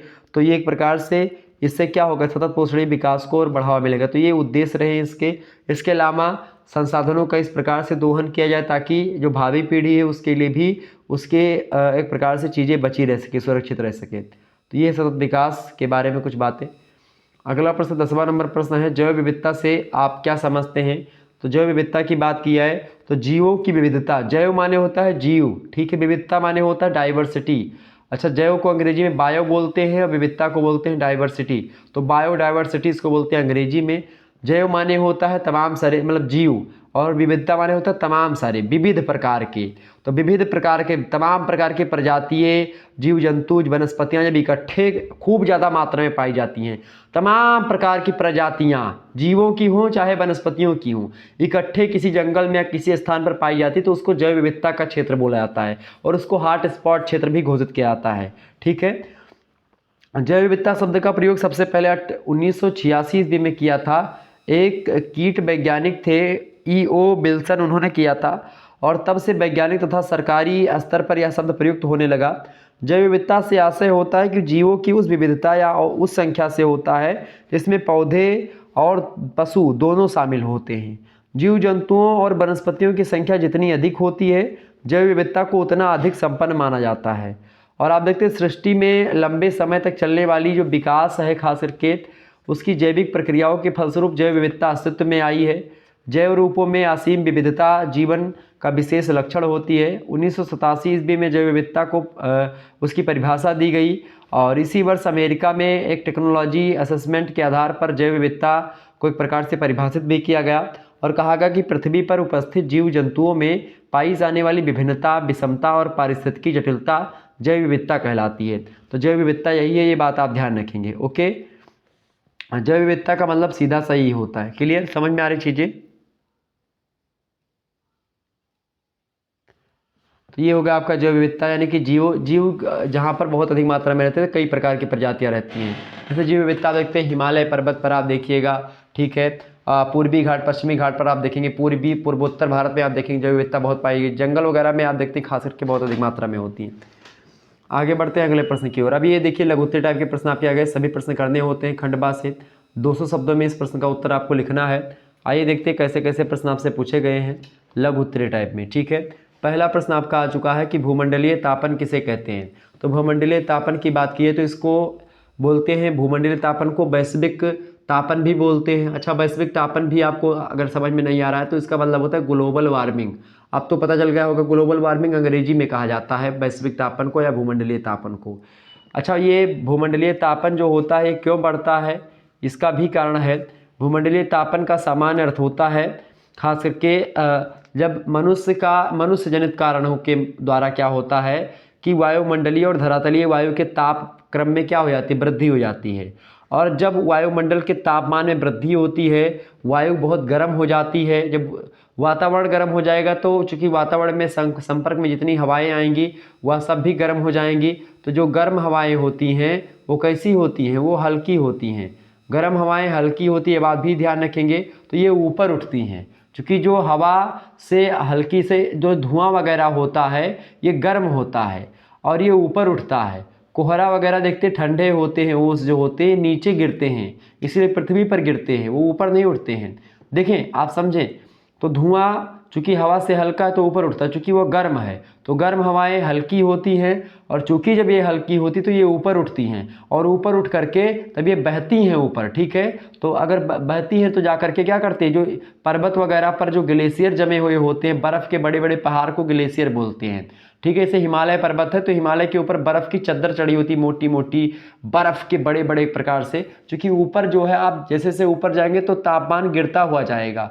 अब आप कहेंगे सर जी सूर्य भगवान ऊपर हैं तो जैसे से ऊपर जाएंगे तो तापमान बढ़ना चाहिए, नहीं, तापमान घटता है ऊपर जाने पर, ठीक है, ये बात ध्यान रखेंगे। तो पर्वतों पर बहुत ज़्यादा मोटे मोटे बर्फ़ की चद्दरें फैली हुई होती हैं तो उसको बोलते हैं ग्लेशियर, ठीक है। इसको हिंदी में बोलते हैं हिमनद। ग्लेशियर को क्या बोलते हैं, हिमनद बोलते हैं, ठीक है। हिमनद नहीं, हिमानी बोलते हैं। और जब यही हिमानी के बर्फ़ जो होते पिघल करके बहना शुरू कर देते हैं तो उसको हिमनद बोलते हैं, ठीक है। अच्छा, अब ये बर्फ़ पिघलते कैसे हैं, तो ये जब गर्म हवाएं ऊपर उठती हैं, वो ऊपर होकर के ये फिर बहने लगती हवाएं, तो ये गर्म हवाएं जा करके हिमालय पर्वत के या फिर जो अन्य पर्वत होते हैं जिस पर बर्फ़ जमे हुए होते हैं हिमानियों पर यानी ग्लेशियर्स पर जा करके ये गर्म हवाएं टकराती हैं।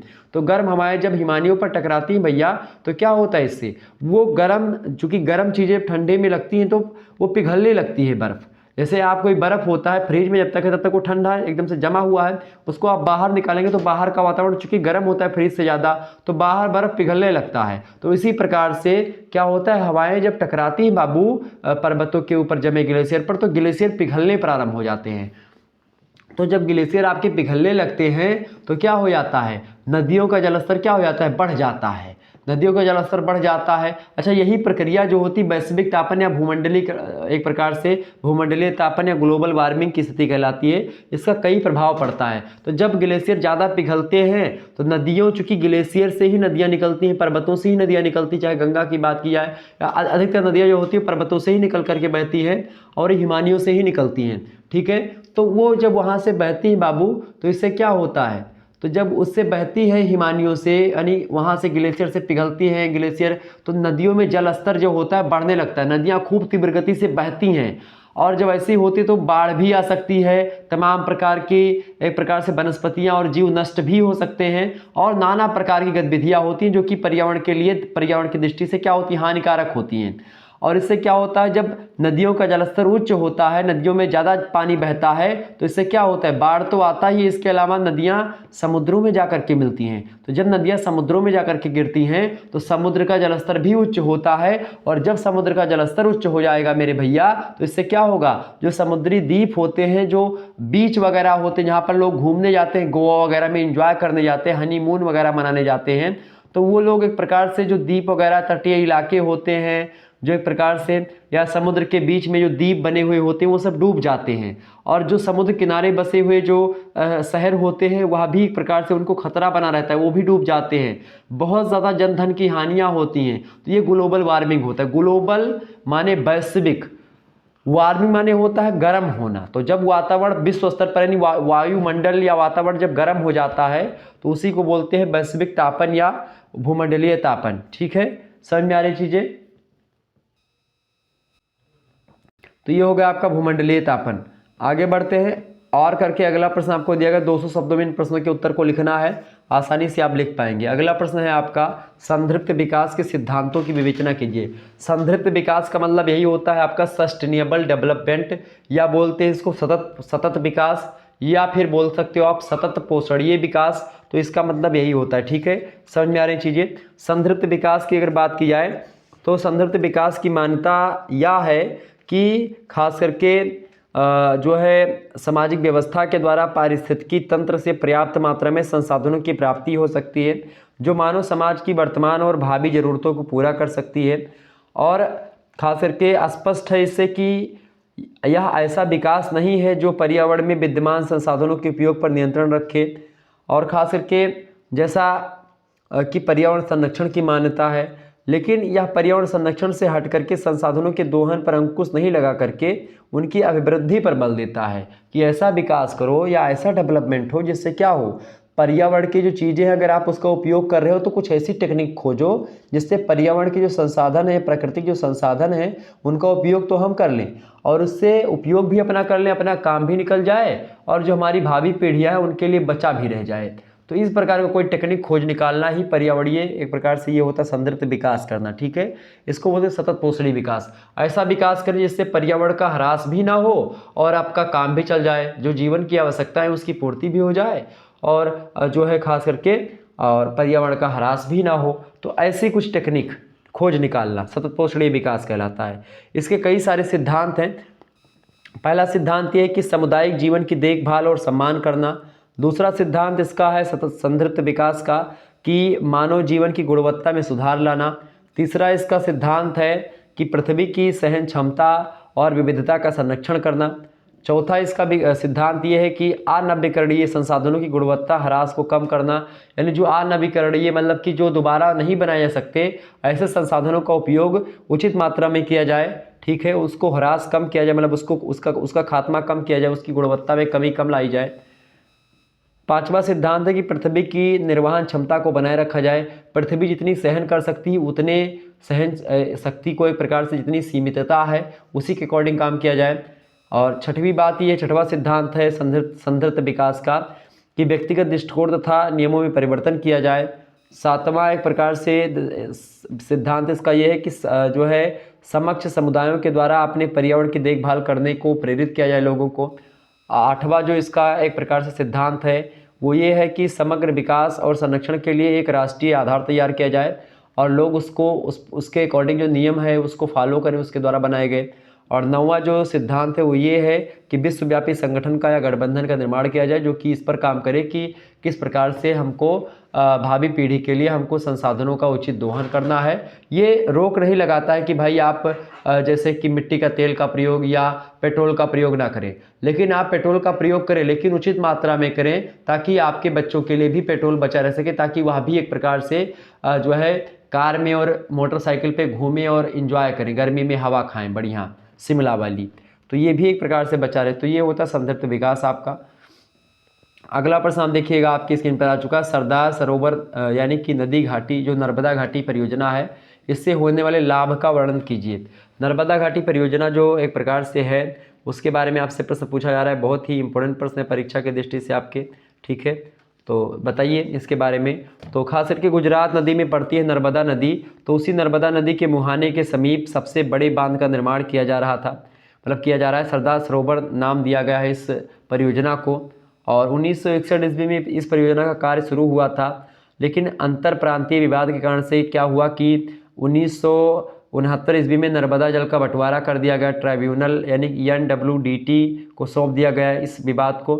और इस ट्राइब्यूनल द्वारा परियोजना के आर्थिक लाभ और बांध की ऊंचाई, जल की सुलभता, प्रांतों की जल की मांग कितनी है, बिजली की भागीदारी उसमें कितनी है, बांध का जल भंडार सुरक्षा कैसे की जाएगी और बांध के कारण से कृषि भूमि एक प्रकार से किस तरीके से सिंचित होगी, वन भूमि और मानव अधिवास की जो जलमग्नता हो जाएगी तो अधिवास का संकट उत्पन्न होगा, लोग कहाँ पर बसेंगे। जैसे जहाँ पर अगर बांध बनता है किसी नदी पर तो पानी बह रहा है उस पर पानी को रोका जाएगा तो ये पानी जो इधर सामने जा रहा था वो पानी किधर जाएगा, इधर इधर बहेगा, इधर इधर बहेगा, कुछ पानी ही बाहर जाने दिया जाता है। और बांध बना करके क्या करते हैं, बांध बनाने के कई सारे उद्देश्य होते हैं, बहुउद्देशीय होता है बांध परियोजना। जैसे सरदार सरोवर परियोजना का मतलब ये नहीं कि पानी को रोकना केवल है, बांध बनाने के बाद में क्या होता है जो उसकी गतिज ऊर्जा होती है जो है, चूँकि नदियों का जल बहुत तीव्र गति से बहता होता है, गनमन बहुत तीव्र गति से बहता हुआ आता है। तो जब बहुत तीव्र गति से नदियों का जल बहता हुआ आता है तो गतिज ऊर्जा उसमें है, उसी गतिज ऊर्जा को विद्युत ऊर्जा में कन्वर्ट करने का एक प्रकार से वहाँ पर मशीन लगा दी जाती है, तो वो बांध बनाने के द्वारा होता है। बांध से उसकी ऊर्जा को रोका जाता है, उसी ऊर्जा को बिजली बनाई जाती है उससे। इसके अलावा और क्या बनता है, और उससे सिंचाई से यहाँ पर पानी रोक लिया गया और इस पानी को इस एरिया में एक प्रकार से जो एक प्रकार से नहरों के माध्यम से छोड़ दिया गया सिंचाई करने के लिए, इधर उधर छोड़ दिया गया बांधों के द्वारा। इससे क्या होता है कि सिंचाई भी हो जाती है तमाम सारे क्षेत्रों की। तो ये होता है बांध बनाने का फ़ायदा। और एक प्रकार से अच्छा नुकसान ये होता है बांध बनाने का, नुकसान भी होता है बांध बनाने का। नुकसान ये होता है कि भाई जब पानी इधर उधर मतलब रोक लेंगे तो पानी इधर उधर फैलेगा, बेफर्जी का इधर उधर फैलेगा, वो कितना भी आप रोको लेकिन फैलेगा। तो तो ये सब फैलेगा तो क्या होगा, वनस्पतियाँ नष्ट हो जाएंगी। अरे लगभग 5-6 किलोमीटर 10 किलोमीटर तक पानी फैल जाता है। उससे क्या होता है, वहाँ पर जो रह रहे लोग होते हैं उनका घर वर सब डूब जाता है, जलमग्न हो जाता है बांध बनाने से। अच्छा, बांध बनाने के बाद में झीलों का निर्माण भी हो जाता है, ठीक है, और वनस्पतियाँ जीव जंतु सब नष्ट हो जाते हैं। तो इसके पर्यावरण पर प्रतिकूल प्रभाव पड़ता है। ये पर्यावरण के खिलाफ है बांध बनाना। नदी का जो जल है वो जो बह रहा है उसको रोकना कहीं ना कहीं भी प्रकृति को चुनौती देना है। लेकिन अब विकास के कारण लोग उसको करते हैं। इसका विरोध भी होता है बांध का, जिस एरिया में बांध लगाया जाता है उस एरिया में बहुत विरोध होता है, ठीक है, लेकिन बहुत ज़्यादा फायदा होता है, इससे आर्थिक लाभ होता है, इसीलिए लोग इसको करते हैं। तो एक प्रकार संकट तमाम सारे उत्पन्न होते हैं। तो अधिवास मतलब समस्या ये उत्पन्न होती है कि भाई जिन लोगों का घर डूबेगा उनको घर बनवा करके दिया जाता है, ठीक है, लेकिन कोई अपनी मिट्टी को नहीं छोड़ना चाहता है, ठीक है। तो यही सब चीज़ें होती हैं। तो यही है इसमें सरदार सरोवर परियोजना। अच्छा, इससे लाभ क्या होगा, इस परियोजना से लाभ ये होगा कि खास करके गुजरात के लगभग 12 सूखाग्रस्त जिले थे, उन जिलों में खास करके 18 लाख हेक्टेयर भूमि में सिंचाई की सुविधा और राज्य की लगभग 20% जनसंख्या को पेयजल की सुविधा प्राप्त होगी। दूसरा लाभ इसका ये है कि राजस्थान का जो जालौर और जो है बाड़मेर जो जिला है, उन जिलों में लगभग 7.5 हेक्टेयर मतलब 7.5 हज़ार हेक्टेयर की भूमि पर सिंचाई संभव हो सकेगी और पेयजल की सुविधा भी उत्पन्न हो जाएगी। तीसरी बात ये कि 131 नगरों और कस्बों तथा 4700 गाँवों के लगभग 3 करोड़ लोगों को पेयजल की सुविधा ये एक प्रकार से इस परियोजना के द्वारा मिलेगा। तो बहुत ज़्यादा लाभ होता है बांध बनाने से, लेकिन कुछ हानियाँ होती प्रकृति से रिलेटेड, यानी पर्यावरण का ह्रास बहुत होता है, ठीक है, और लाभ बहुत होता है, आर्थिक लाभ बहुत होता है। चौथा एक प्रकार से लाभ इसका यह है कि लगभग 1450 मेगावाट जल विद्युत का उत्पादन हो सकेगा। इसके अलावा पांचवा लाभ ये है कि कृषि आय में लगभग 900 करोड़ रुपए की वृद्धि की आशा जताई गई इस परियोजना के बाद में। और छठवां लाभ इसका ये होगा कि औद्योगिक प्रतिष्ठानों को जल उपलब्ध करा करके 1 अरब रुपए आय की संभावना इससे तैयार की गई थी। इसके अलावा सातवां इसका लाभ ये होगा कि परियोजना की कुल लागत खर्च जो थी वो 6406 करोड़ रुपए की थी, ठीक है, 6406 करोड़ यानी कि 6406 करोड़ रुपए की एक प्रकार से लागत थी इस परियोजना में। और इससे लगभग सालाना की आय कितनी थी, 1400 करोड़ रुपए जो है 1400 करोड़ रुपए एक साल में कमाई इसकी एक प्रकार संभावना की ये होती है। तो कहीं ना कहीं पे आप देखते हैं सरदार सरोवर परियोजना एक प्रकार से कई सारे लाभ, बहुत सारे लाभ है, ठीक है। और करके आपको अथवा करके प्रश्न दिया जाता है इसमें, तो चाहो तो ये प्रश्न करो ऊपर वाला, चाहो ये करो, दोनों में से केवल एक ही करना है, ठीक है। तो अगला प्रश्न आपसे पूछा सकता है कि भाई अखिल भारतीय बाघ जनगणना 2010 पर टिप्पणी लिखिए। तो अखिल भारतीय बाघ जनगणना की अगर बात की जाए तो इसका कार्य प्रति 4 वर्ष में एक बार किया जाता है, और खास करके NTPC WII बाघ वाले राज्यों तथा बाघ के विशेषज्ञों के द्वारा मिल करके काम किया जाता है। और मतलब शुरुआत में क्या किया जाता था बाघ की जनगणना करने के लिए कि बाघों के पैर के निशान के द्वारा गिनती का कार्य संपन्न किया जाता था कि भाई कितने पैरों के निशान है उसके हिसाब से गिना जाता था। लेकिन क्या हुआ कि 2002 ईस्वी से प्रोजेक्ट टाइगर और wild life institute of India की ह्यूमन एरर प्रोन बाघों के पैर के निशान को साइंटिफिक प्रोटोकॉल के आधार पर बाघों की जनगणना का कार्य संपन्न किया जाने लगा। और 2010 तक आते आते आपको बता दूं कि अखिल भारतीय बाघों की जनगणना की रिपोर्ट से यह खुलासा हुआ कि 2010 में बाघों की संख्या 20% एक प्रकार से बढ़ी है, ओके। और यह संख्या जो है 2006 की जनगणना बाघ की जनगणना के द्वारा जो आंकड़ा था वो एक 1411 था। 2006 का जनगणना था, उसके 4 वर्षों बाद 2010 में जब जनगणना हुई तो 1706 हो जाती बाघों की संख्या। और इसी रिपोर्ट में यह भी पाया गया कि वास स्थानों में यानी जहाँ पर निवास करते थे वहाँ पर लगभग 12.5% की गिरावट भी दिखाई पड़ी है। तो मुख्य रूप से टाइगर रिजर्व के आसपास के क्षेत्रों में के संबंध में कहा गया कि यहाँ पर बाघों की संख्या का घनत्व जो है कम पाए जाते हैं। बाघों की संख्या में वृद्धि का कारण यह है कि कुछ राज्यों जैसे कि उत्तराखंड, तमिलनाडु, महाराष्ट्र, कर्नाटक, इन सभी बाघों के घनत्व में वृद्धि हुई है और कई प्रकार की चीज़ें हो रही बाघों को लेकर के। तो अब बाघों की संख्या में फिर गिरावट हुई है, अभी जल्द ही में शोध हुआ था, ठीक है। अच्छा, फिर 14 में शोध हुआ, 18 में हुआ, फिर 22 में हुआ, तो कहीं ना कहीं पे इस पर रिपोर्ट आई तो अब गिरावट हुई है 22 वाले में। आप गूगल पर डालेंगे तो आपको मिल जाएगा। अगला क्वेश्चन से आप देखिएगा, तीसरा नंबर प्रश्न है कि पर्यावरण शिक्षा पर भारतीय पर्यावरण संस्था के सुझावों का उल्लेख कीजिए। पर्यावरण शिक्षा को लेकर के प्रश्न आपकी परीक्षा में आएगा, बात ध्यान रखेंगे। पर्यावरण की शिक्षा का सीधा सा मतलब होता है कि पर्यावरण के बारे में जानकारी देना, ठीक है, वो होती पर्यावरण शिक्षा आपकी। पर्यावरणीय शिक्षा बहुत ज़रूरी है खास करके। और प्रश्न आपसे क्या पूछा गया, पर्यावरणीय शिक्षा पर भारतीय पर्यावरण संस्था के जो सुझाव दिए गए उसके बारे में बताएं। तो 1981 ईस्वी में पर्यावरण शिक्षा पर भारतीय पर्यावरण संस्था ने सुझाव दिया। और सुझाव क्या था, पहला सुझाव ये दिया गया कि पर्यावरण शिक्षा का स्वरूप पर्यावरण नीति के विकास में सहायक हो तथा एक प्रकार से मानव के प्राकृतिक वातावरण के प्रति संबंधों का द्योतक हो, ऐसा पर्यावरण एक प्रकार सुझाव दिया गया।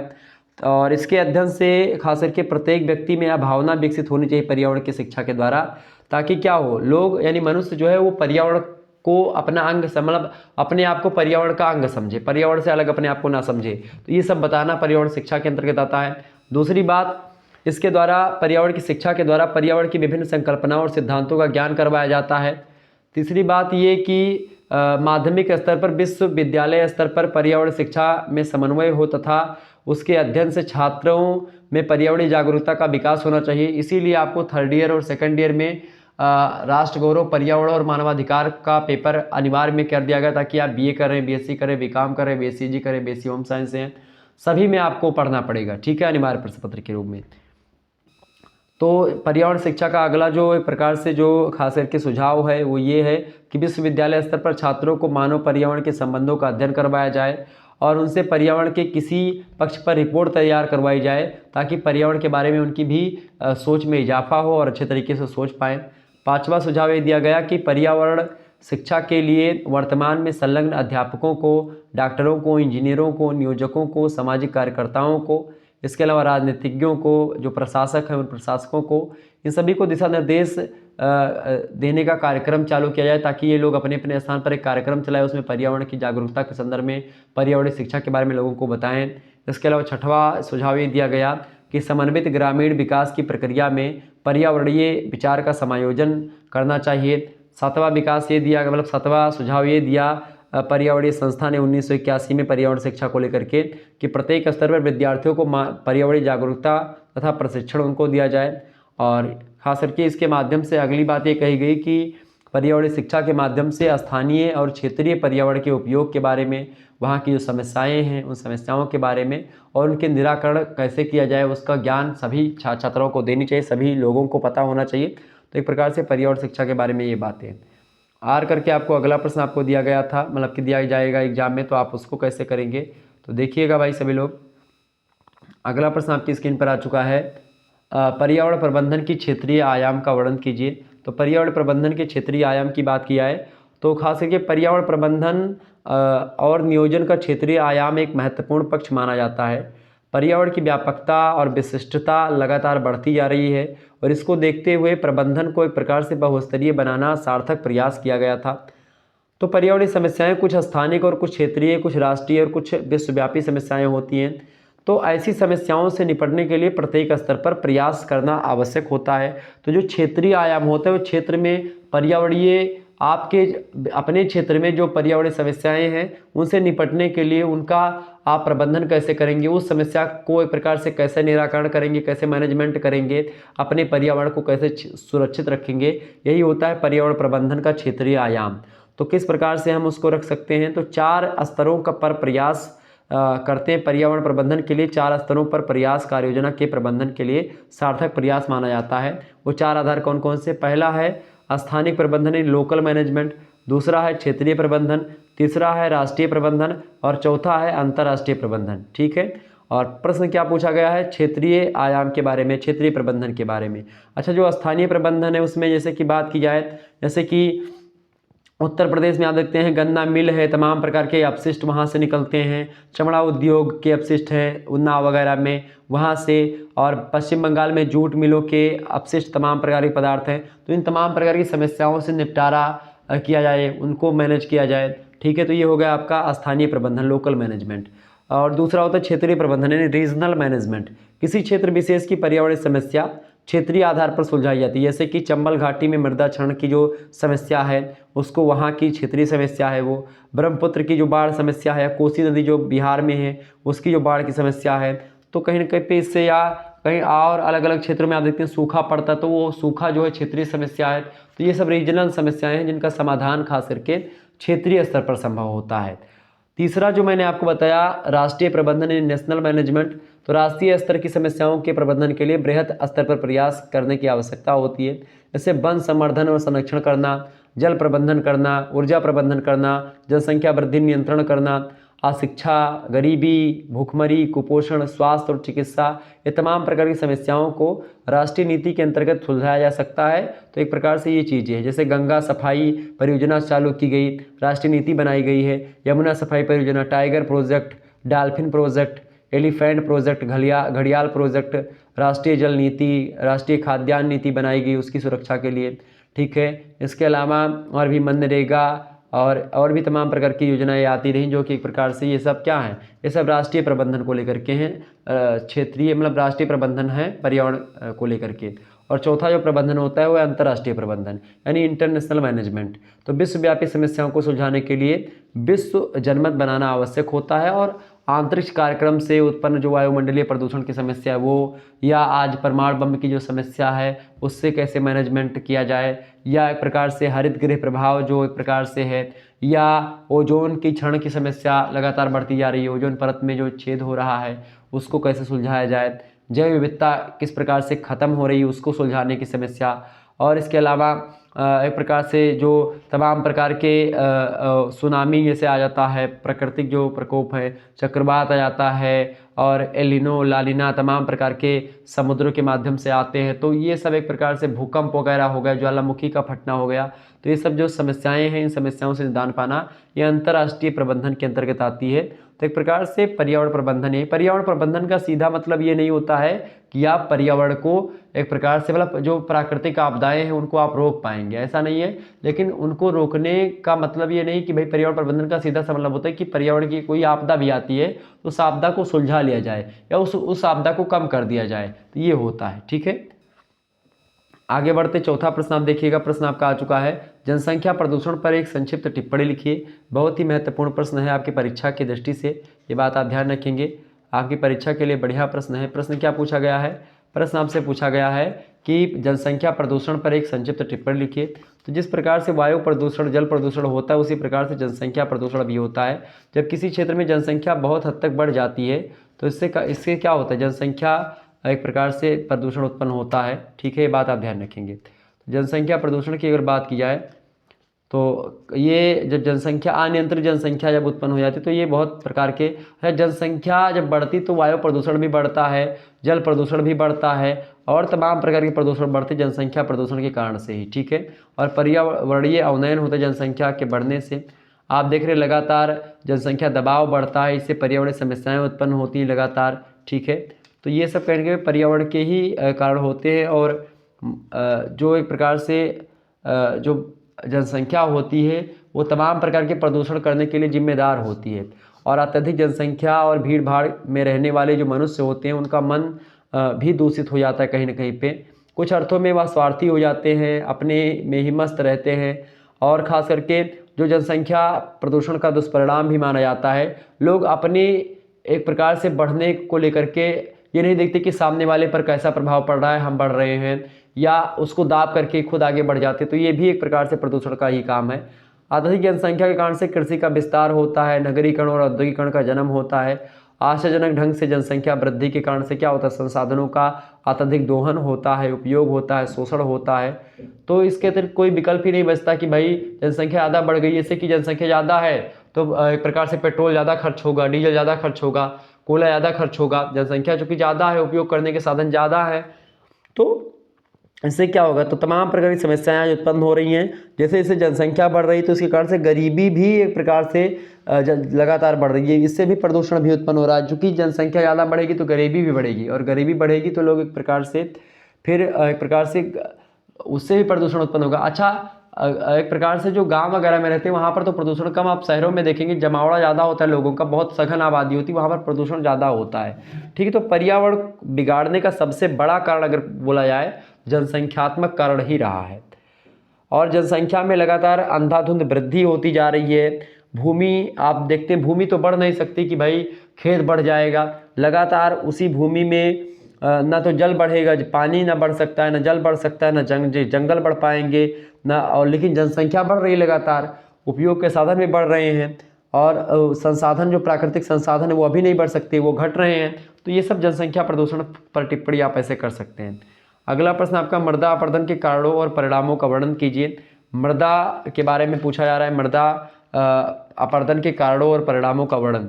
तो मृदा अपरदन की अगर बात की जाए, मृदा माने होता है मिट्टी, अपरदन माने होता है कट करके उसको बहना। ठीक है, मृदा जो होती है या तो जल के द्वारा कट करके बहती है या फिर वायु के द्वारा उड़ करके एक स्थान से दूसरे स्थान पर जाती है। ठीक है, ये एक प्रकार से दो माध्यम है जिसके कारण से मृदा का अपरदन होता है, मृदा कट करके बहती है।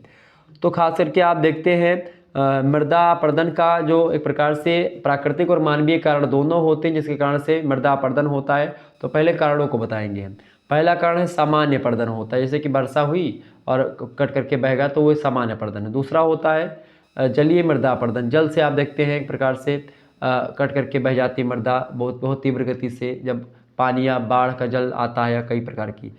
तीसरा होता है वायु के द्वारा अपरदन होता है, वायु के द्वारा जब यहाँ से बहुत तीव्र गति से वायु चली या चक्रवात आया तो वहाँ की मिट्टी उड़ गई और दूसरे स्थान पर जाकर के वो मिट्टी गिर गई, तो इससे भी तमाम प्रकार की स्थलाकृतियाँ भी उत्पन्न होती हैं। चौथा होता है समुद्री अपरदन। ठीक है, पांचवा होता है मानव के द्वारा मृदा अपरदन। अच्छा, मानव के द्वारा क्या होता है, मनुष्य अगर जंगल की कटाई कर देता है तो उससे भी अपरदन उत्पन्न होता है। ठीक है, चूँकि जब पानी का बहाव होता है तो मृदा, जब पानी बरसता है तो जो घास फूस होते हैं या पेड़ पौधे होते हैं वो माटी के बहने को रोक देते हैं, तो मृदा अपरदन कम होता है। लेकिन जब वन विनाश हो जाता है, वन की कटाई हो जाती है, वनस्पतियाँ नष्ट हो जाती हैं, तो इससे मृदा अपरदन भी बढ़ जाता है। ठीक है, और दूसरा ये है कि भाई आवश्यकता से अधिक पशुचारण जब होता है कहीं पर, तो इससे भी मृदा, जब वनस्पतियाँ नष्ट हो जाएंगी, तमाम प्रकार की घास फूस उसको पशु लगातार चर लेंगे, तो उससे क्या होगा, मिट्टी रुकेगी नहीं, मिट्टी बह जाएगी। ठीक है, और तीसरी बात यह है कि भाई अत्यधिक सिंचाई अगर आप करेंगे किसी भी क्षेत्र की तो भी मृदा अपरदन की संभावना बढ़ जाती है, और मिट्टी का प्रदूषण अगर बढ़ता है दिन पर दिन तो उससे भी मृदा अपरदन को बढ़ावा मिलता है। तो ये सब कारण है।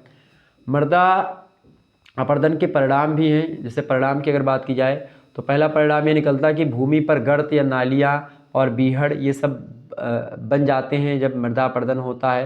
मतलब संपूर्ण क्षेत्र जो होता है असमतल और मानवीय उपयोग के अयोग्य हो जाता है, मनुष्य उसका उपयोग नहीं कर पाता उस भूमि का जब मृदा अपरदन हो जाता है, उर्वरक क्षमता क्षीण हो जाती। दूसरा प्रभाव ये पड़ता है कि पर्वतीय ढालों से मिट्टी समाप्त हो जाती है जिससे अपरदन की गति तीव्र हो जाती है।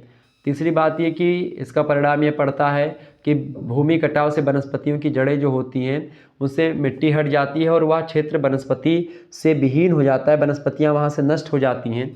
ठीक है, चौथा प्रभाव ये पड़ता है, परिणाम ये निकलता है कि चारागाह समाप्त हो जाते हैं। पांचवा परिणाम ये निकलता है कि भाई मरुस्थलीय प्रदेश का क्रमिक विस्तार, लगातार विस्तार होता है, और जब मिट्टी की उर्वरक ऊपरी जो परत है वो जब बह जाती है तो क्या होता है, जब ऊपरी परत मृदा की कट करके बह जाती है तो फिर ऊपर ही परत में आप देखते हैं वो उर्वरक क्षमता होती, फिर नीचे उर्वरक क्षमता छीड़ हो जाती है उसकी, ये भी चीज़ है। छठवां परिणाम ये निकलता है कि भाई बाढ़ और सूखे के प्रकोप में वृद्धि हो जाती है, मृदा अपरदन के परिणाम ये भी एक प्रकार से है। ठीक है, अगला प्रश्न आप देखते हैं, पारिस्थितिकी को कितने उप विभागों में बांटा गया, फटाफट से आप बताने का प्रयास करेंगे, इंपॉर्टेंट है आपकी परीक्षा की दृष्टि से, फटाफट से आप बताइएगा पारिस्थितिकी को कितने उप विभागों में बांटा गया है। तो पारिस्थितिकी के जो सब डिवीज़न यानी उप विभाग हैं वो खास करके आपको बता दूं कि सजीवता के हिसाब से बांटे जाते हैं, वास क्षेत्र के हिसाब से और संगठन स्तर, ये तीन आधार होते हैं खास करके पारिस्थितिकी के उप विभागों को बांटने के लिए। सबसे पहले हम बताएंगे पारिस्थितिकी के उप विभाग सजातीयता के आधार पर। ठीक है, सजातीयता के आधार पर पारिस्थितिकी विभाग, सजातीयता का मतलब होता है कि एक ही जाति के वनस्पतियाँ या एक प्रकार से प्रजातियाँ या जीव जंतु जब एक ही जाति के एक ही प्रजाति के रहते तो उसको सजातीयता या प्रजातीयता बोलते हैं। ठीक है, तो उसके आधार पर पारिस्थितिकी के खास करके दो उप विभाग होते हैं। कौन कौन से, पहला होता है पादप पारिस्थितिकी यानी प्लांट इकोलॉजी, और दूसरा होता है प्राणी पारिस्थितिकी यानी एनिमल इकोलॉजी। पादप पारिस्थितिकी को एक प्रकार से खास करके जो है और भी 4 उप विभागों में बांटते, मतलब कि उसको भी उप विभागों में बांटते हैं। हालांकि वो अलग बात है, आप देखते हैं कहीं पर जो है सागौन ज़्यादा है, कहीं पर चीड़ ज़्यादा, कहीं पर मतलब वृक्षों का एक प्रकार से बहुत ज़्यादा होना, कहीं पर तो होता है आपका पादप और प्राणी, मतलब जहाँ पर प्राणी लोग ज़्यादा रहते हैं, जैसे कि मछलियाँ ज़्यादा हो गई, बैक्टीरिया हो गए, कीट पतंगे, तो ये सब होते हैं, ये सब पारिस्थितिकी का निर्माण करते हैं। दूसरा जो आधार है वो है वास क्षेत्र के आधार पर पारिस्थितिकी के उप विभाग, वास मतलब जहाँ पर रहते हैं। ठीक है, इसके अकॉर्डिंग अगर बात की जाए तो इसको कई उप विभागों में हम बांटते हैं। जैसे पहला इसका घास में रहने वाले जो जीव हैं तो घास क्षेत्र पारिस्थितिकी हो गया, ठीक है, ग्रास लैंड इकोलॉजी। दूसरा होता है वन क्षेत्र में जहाँ पर रहते हैं तो वो भी इकोलॉजी यानी कि फॉरेस्ट लैंड इकोलॉजी। तीसरा होता है आपका स्थलीय पारिस्थितिकी यानी लैंड इकोलॉजी। चौथा होता है जलीय पारिस्थितिकी यानी जल में जो रहने वाले यानी कि वाटर इकोलॉजी। पांचवा होता है डेल्टाई पारिस्थितिकी यानी डेल्टा इकोलॉजी। छठवा होता है आपका झील तालाब पारिस्थितिकी यानी कि लेक पाउंड इकोलॉजी यानी तालाब और झील में जो पारिस्थितिकी निर्माण होता है यानी जीव जंतु जो निवास करते हैं, ठीक है। सातवां जो होता है मरुस्थल में रहने वाले जो जीव जंतु थे डिजर्ट इकोलॉजी।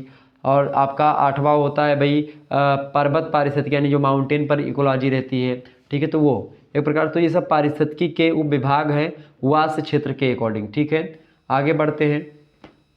तीसरा जो आधार रहा है वो कौन सा आधार है भाई, संगठनात्मक स्तर के आधार पर पारिस्थितिकी के उप विभाग।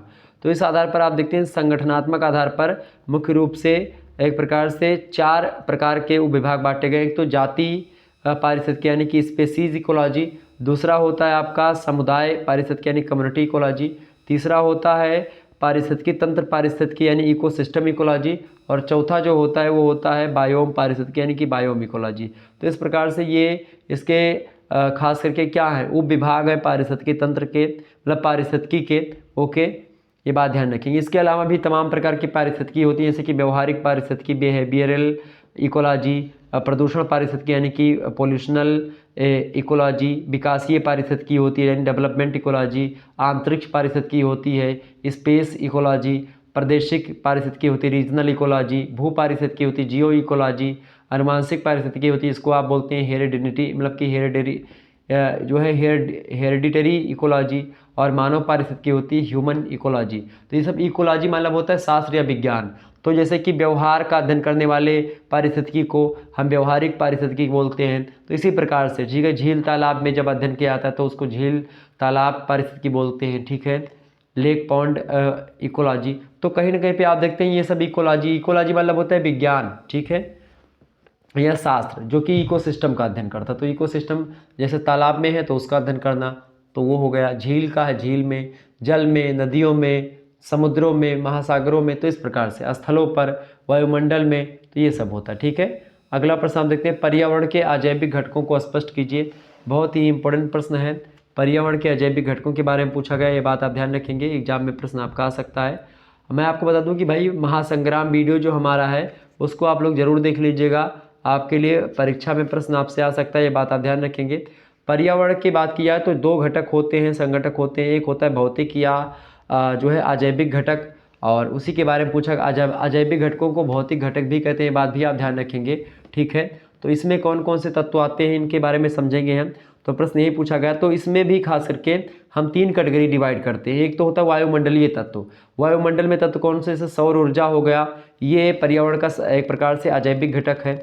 इसमें मतलब कि जीवन नहीं होता। अजैविक घटकों में जीवन नहीं होता है यानी कि सजीव नहीं होते हैं, यानी निर्जीव जितने भी चीज़ें हैं वो सब पर्यावरण के अजैविक घटक है, ठीक है। अजैविक माने नहीं, जैविक माने जिसमें जीव नहीं है, ठीक है, तो अजैविक घटक। और पर्यावरण के जैविक घटकों मतलब जिसमें जीवन रहता है, ठीक है, जो सजीव हैं, क्लियर। तो पर्यावरण के जो अजैविक घटक हैं उसमें सौर ऊर्जा हो गया, प्रकाश हो गया, आपका तापमान है, वर्षा है, आर्द्रता हो गई यानी नमी जिसको बोलते हैं, हवा हो गई, वायुमंडलीय तमाम सारी गैसें हैं, तो ये सब वायुमंडलीय तत्व हैं। तो दूसरा तत्व होता है इसका खास करके, दूसरा तत्व होता है अजैविक घटकों का, वो है स्थलजात तत्व। स्थलजात तत्व में जैसे कि स्थलाकृति हो गई तमाम सारी, ठीक है, और उच्चावच जैसे कि पर्वत, पठार, मैदान, नदियाँ, झरने, झील, तालाब, ये सब हो गए, ठीक है, ये सब, ठीक है। धरातलीय स्वरूप में मैदान, पठार, पर्वत, पर्वत की दिशा, मृदा, शैल, खनिज, ये सब होते हैं, ये सब खास करके आपके होते हैं। इसके अलावा बात की जाए जो तीसरा होता है वो होता है जलीय तत्व। जलीय तत्व में कि जल का स्वरूप कैसा है, जलराशियाँ, सागरीय जल, धरातलीय जल, भूमिगत यानी भूमि के अंदर जो जल होते हैं वो सब, तो ये सब जलीय तत्व हैं। इसके अलावा स्थितिजात तत्व भी कुछ होते हैं जैसे कि महाद्वीप, पर्वतीय, मैदानी भाग हो गए, ये सब खास करके ये सब भी अजैविक के घटकों में आते हैं, क्लियर। तो ये हो गए आपके अजैविक घटक। अच्छा, ये तो हो गया प्रश्न का उत्तर आपके। लेकिन अगर जैविक घटकों के बारे में पूछे तो जैविक घटक जो होते हैं उसको बायोटिक कंपोनेंट्स बोलते हैं। उसमें जो होते हैं खास करके उसमें जैविक संगठकों में कौन कौन से आते हैं।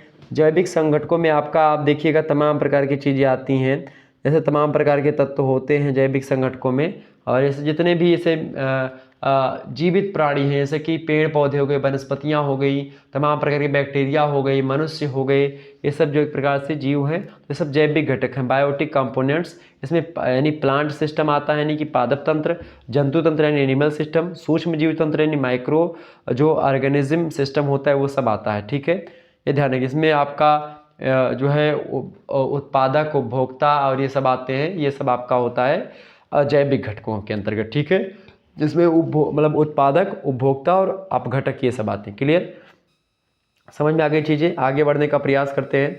देखिए, केवल आपको 2 प्रश्न करने होते हैं खंडसा से। क्लियर, 500 शब्दों में इन प्रश्नों के उत्तर को लिखना होता है और 2 प्रश्न करने हैं, 5 क्वेश्चन आपको दिए जाते हैं। प्रश्न है आपका पहला कि ठोस अपशिष्ट प्रदूषण क्या है, इसके स्रोतों तथा प्रकार का वर्णन करते हुए इसके निस्तारण का सुझाव दीजिए। बहुत ही महत्वपूर्ण प्रश्न है। ठोस अपशिष्ट का मतलब होता है जैसे कि कोई डिब्बा आपका है, पानी पीने वाला बोतल हो गया, मोबाइल फ़ोन का कैबिनेट और उसका पूरी बॉडी हो गई कहीं पर पड़ी है, या प्लास्टिक की, लोहे की, तमाम प्रकार की वस्तुएं जो होती हैं, खास करके ये सब ठोस अपशिष्ट होते हैं। अपशिष्ट माने होता है मलबा, कचरा, कूड़ा कबाड़। ठोस माने होता है जो ठोस हो, तो ठोस कचरा, ठोस कूड़ा कबाड़ जो होता है उसी को बोलते हैं ठोस अपशिष्ट। तो इससे प्रदूषण होता है, चूँकि ये नष्ट नहीं होते हैं, तो ये प्रदूषण का एक प्रकार से, तो ये इसके स्रोत यानी कहाँ कहाँ से आते हैं और ये कितने प्रकार के होते हैं और इसको कैसे ख़त्म किया जा सकता है, तो ये प्रश्न आपसे पूछा गया था, मतलब पूछा जा सकता है। अगला प्रश्न आपसे बन सकता है एग्जाम में, पर्यावरण संरक्षण के संबंध में पर्यावरण नीतियों और प्रमुख कार्यक्रमों का वर्णन कीजिए। बहुत ही महत्वपूर्ण प्रश्न, इसको पढ़ लीजिएगा। वहीं अगला प्रश्न है आपका महासंग्राम वीडियो हमारा देखिएगा, उसमें आपको मिल जाएगा। अगला क्वेश्चन से गंगा कार्य योजना यानी गंगा एक्शन प्लान के उद्देश्यों एवं सफलता पर टिप्पणी कीजिए। बहुत महत्वपूर्ण प्रश्न है।